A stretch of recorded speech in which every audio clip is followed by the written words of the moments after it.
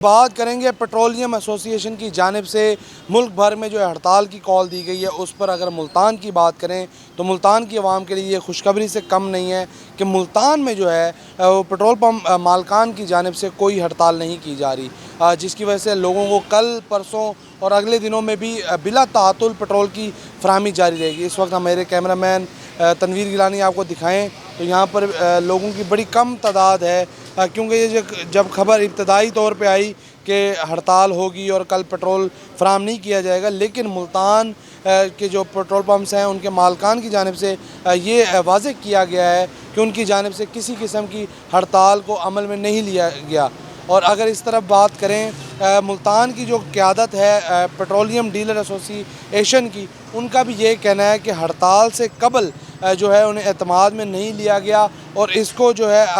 अपने तक रखा गया आला ओहदेदारों की जानिब से, इसी वजह से वो इस हड़ताल का हिस्सा नहीं बन रहे। और दूसरी जानिब FBR ये तस्लीम कर चुकी है कि जो एक्स्ट्रा टैक्स हमारे पर लगाया जा रहा है वो हम पहले से ही अदा कर रहे हैं, इस वजह से ये हड़ताल जो है बेसूद है।